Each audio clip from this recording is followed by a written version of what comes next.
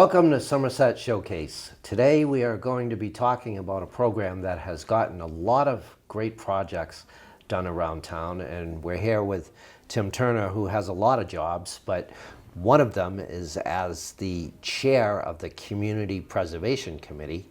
Tim, can you tell me about the Community Preservation Program and what it entails? So we started this in 2014 in Somerset. It took a year to get it off the ground and get ready. We weren't getting any funds back then.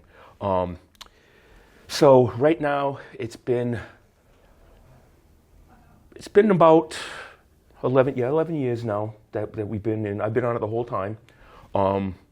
It changes because there's 7 representatives from town, from various boards, and I'll name them: conservation, planning, housing, historic, selectmen, and the member at large, which I am the member at large representative.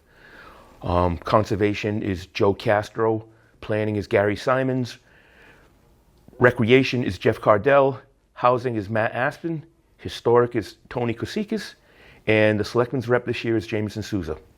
Okay. So that this was started, we had at one of our elections in town, people voted for Somerset town meeting yes. to join the community preservation program. Yep. So how that works is there's a match from the state that we get a notice over the summer telling us what it may be. We've never taken we've never used the suggested match that they give, because we're not going to get the match until November. So I don't want to say we have X amount of dollars and then we don't.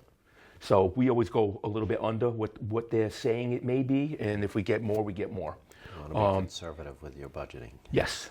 We won't lose anything that way. It may take a little longer, but I'm playing on the safe side. And there's a 1% surcharge on the local property taxes.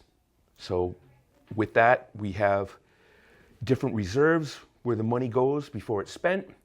Then there's two reserves that the money that can be spent on any of the 3 reserves that we have: the Historic Resources Reserve, the Open Space Reserve, and the Community Housing Reserve. You have to qualify under one of those 3 to have a project that can be approved for eligibility. We have our meeting for eligibility to determine it. It's an application process. The applications are available online right now for both the eligibility and the funding. The funding comes later. So for this year, the committee administrative expenses are $10,750, and that's for dues, that's for any advertisements in the paper, that's for our administrative assistant. She just keeps track of it by the hour. That's Denise Jordan too, by the way. I'll give her credit where it's due. So the historic reserves, $42,797. Open space is $42,797. Community housing reserve is $86,559.08. Now the reason theirs is higher is because last year they did not use all the money that they had in their reserve, so that gets carried forward strictly for the housing reserve. And it would be the same if it was for historic or open space. If there was any money left over, that would roll over right into that for the following year. So when you come in for a project, the first account that the money comes out of would be that reserve. Once the reserve is depleted, we go to the budgeted reserve. That's the money from the match and from the surcharge. The undesignated reserve would be the last thing that we take any money out of, and that's money that's been left over from previous years. So that can be, the budgeted reserve and the undesignated reserve can be used on any of the 3. The 3. The 3 reserves. With the 3 reserves, you have to spend at least 10% of the money on each of those, and then you can take from that other correct pot of money. Correct. For any of them. That's how we come to that dollar amount. Yeah. So with that being said, so the applications are available on the Town of Somerset's website / community preservation. The application deadline for eligibility is December 5th 2025 at 4 p.m. That's a Friday, room 22 here at the Town Hall. The eligibility hearing will take place on December 18th, 2025 at 4:30 p.m. That's a Thursday at the Town Hall meeting room, and at that point we will determine whether or not your project is eligible to move forward to the funding. The application deadline for the funding is February 20th, 2026 at 4 p.m. That's a Friday at room 22, and the funding hearing will take place on March 19th, 2026 at 4:30 p.m. here in the Town Hall meeting room. That's when the recommendations for any project would be made. The next step would be going to town meeting to have town meeting approve it. Now, who can apply for these funds? Anybody. So if you want to apply for, say you have a project that you want to do for open space and recreation, you would have to get your applications, you get them filled out. You would have to go in front of of any of the boards, be it historic, open space, or community housing. You need to go before that board to get their blessing to apply for the funding. Once that's done, that's when we move on to the eligibility and the funding phase. But a private citizen can do it as long as they fall under the three reserve headlines. That's fine. They can do it as well. And can you give me some examples of some of the projects that have been done around town with the community preservation funds? Since we've started the actual funding, we've done around 64 projects. Most of them have gone to open space and recreations. We've replaced, or will be, that there's money there that it's still waiting to be done from last year, but we've replaced just about every playground. They're all compliant now. Pierce Beach, Leahy Park, the Waterfront Park, to name a few. Those are playgrounds. The historical commission. Don't forget the big red slide. Big red slide. Yes, the big red slide. The historical resource reserve has been used for signs for the cemeteries in town, to get the trim painted on the Council on Aging building, the building in the rear of the Pottersville complex. Housing is very limited, but the rules are easing up on what they can use it for. Initially, it was only to be used to develop new housing. We don't necessarily have a lot of room to do that. There's been a little bit of work done on the housing. But since then, there's been some work done. Yeah, they've so just this past year, they put in for $55,000 to replace all the shutoffs in the units in Murphy and Kennedy. The shutoffs weren't functioning, so if there was a problem, they had to shut the water off for the whole floor or for the whole building, or however it worked. So they did that, and she was able to get a matching grant. So through using CPA money, they were able to bring in more money to do it that's not coming out of taxpayer pockets, or from the state match, which leaves more for them to use, which is why there's this carryover, because they don't use it all the time. The open space, as I said, they did the playgrounds. So if a citizen wanted to come in, like last year, a group, the bocce group came in. They're going to be replacing the bocce courts at AMVETS. It is on them to get it done. It is on them to produce a scope of work to make sure everything is lined up. We have a package now that you're going to get when you turn in your application, and that explains all the steps on what needs to be done to be able to get to town meeting. And once it's approved, how the project is to be done, how it is to be paid for, and how it's to be managed. Okay. So how does it get done after the funding is approved? Is it done by the town? Is it done if it's a town project, if it's a recreation project, then recreation handles it. If it's a historic project, the Historic Commission, in conjunction with the town administrator's office, would he plays a fairly big role in all this as far as things go. But we've tweaked it a little, which is why we're handing out that packet now. And the final say as far as whether these projects get money is with the town meeting. Is at town voters. meeting in May. Yep. Your committee makes recommendations. All we do is to make a them. recommendation. Yep. Yep. At our annual meeting, we discuss any projects that are still, they're either in progress, they're complete, or they've been canceled. So simple as that. We have a report that we have to have in by the beginning of September every year to the state. If it's not in on time, then it can jeopardize the timing of the match, which makes it so we can't proceed until we know how much money we're going to be getting from the state. So with that being said, at the annual meeting, we talk about what new projects may or may not be in the future. This is where the committee sets the budgets. I mean, me and Denise did the legwork getting the numbers together, but the group is ultimately the one that will approve what we have to spend. Is there a time limit for them to get the project done? On paper, no. We are going to be firming that up a little bit. So what we've done is, if you have a project and for whatever reason it didn't get done the year the money was awarded, at our annual meeting, we're going to have you in, and you're going to explain what's happening, why it's not getting done, why it's still in progress, just so we'll know and we can continue to roll it over so the project can get finished. Another example for the historic was the Quaker Meeting House.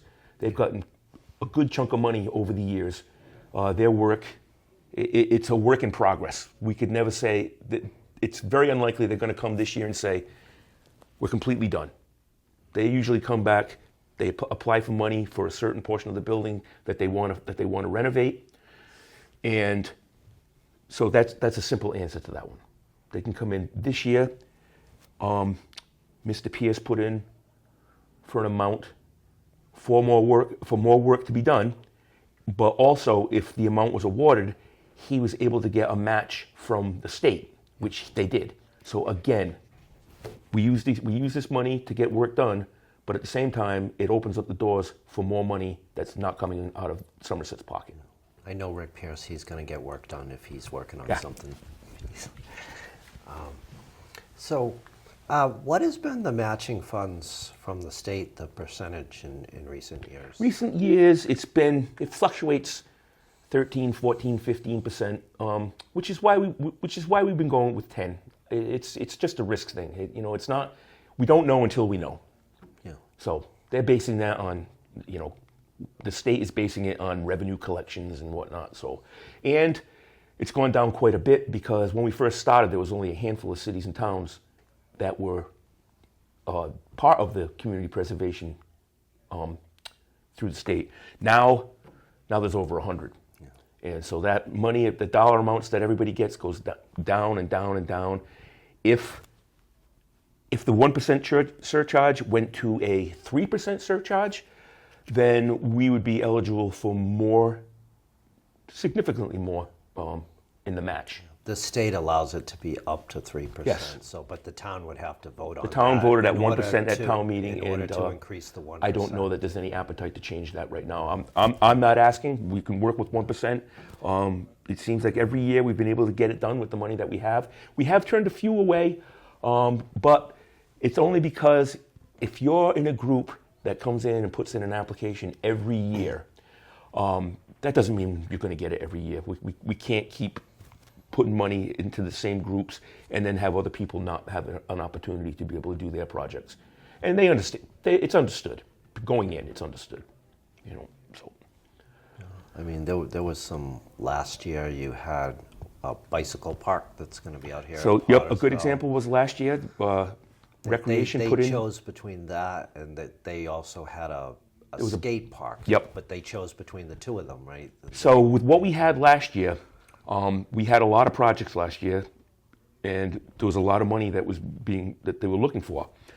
So Recreation put in for a bike park and skateboard park. The skateboard park was the heavy lift as far as the money went. So we wouldn't have had enough to fund everybody. And in that light, at the meeting, Recreation decided to withdraw the application for the skateboard park and just do the bike park this year. Okay. So we were able to, every project got funded. Okay. So you've been able to do a lot of good work with this. I think so. And I think the state having more and more communities sign up for this, I mean, it shows how good of a program it is, right? Agreed. I mean, some of the cities, a city like Fall River, I think they got over $2 million last year. But I mean, it's a city, they're paying more taxes, obviously. But that's the kind of things they have to work with.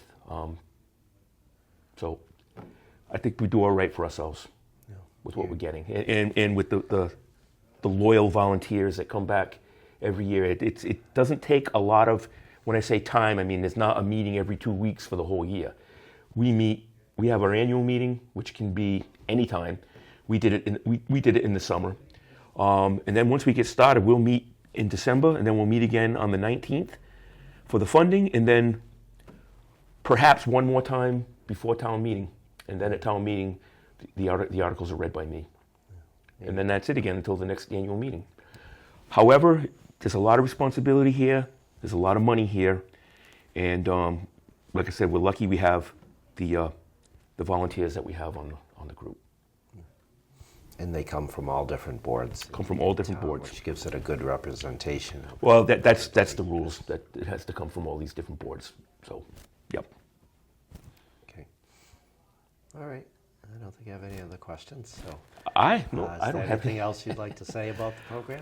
Well, so we're going to get through this year. We'll get through the town meeting again, and we'll be back at it next year. I intend to stay on. We reorganized. They named me chairman again. I'm happy to do it.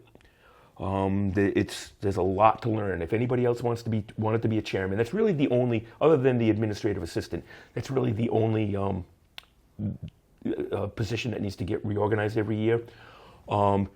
It may seem like it's long term, but if anybody else wanted to do it, they would have to spend a year, at least a good part of the year leading up to the annual meeting, like shadowing me to learn how to break down these numbers and so all these little things, the CP3 report, on and on. Was that what you were doing with Jim O'Rourke? So when Jim O'Rourke was chairman, he had me shadow him, if you want to say that. I could never have done this on my own. I could never have. I say never. I probably wouldn't. But since he showed me, he wanted me to learn. So for a couple of years, we did all this stuff together because he knew he was going to be retiring and he knew he was going to be leaving the CPA group. So I think it was a very responsible thing that he did. And if there's ever any changes, that's, in my opinion, that's what it would take. Or it could be difficult to get the funding if there's nobody that can step up to do it the way it needs to be done. And it's just a learning thing. That's all it is. It's not. I'm not saying that people can't do it. They can, but it takes more than just saying, okay, I want to make Jim Jones chairman. Have at it. That's not gonna happen. Yeah. It can't happen. Yeah. And there is some information online about this program. There is. Yep. People can find. There is an organization in the state that I know really promotes it. Yep. So there is. It's an outside vendor to the state. They're the ones that manage it. They're the ones that determine. They lobby the legislature to try to give it a bump. Because in the past, I remember when it was being proposed when Governor Baker was in office, we had 2 years in a row where they, with the leftover money that the state had, they gave another round of funding to CPA, and it was very helpful. But that hasn't happened in a couple of years now. So, and I don't foresee it coming in the future. I mean, the money was coming from the Registry of Deeds, right? So the money, that's right. So that's how the state gets their match.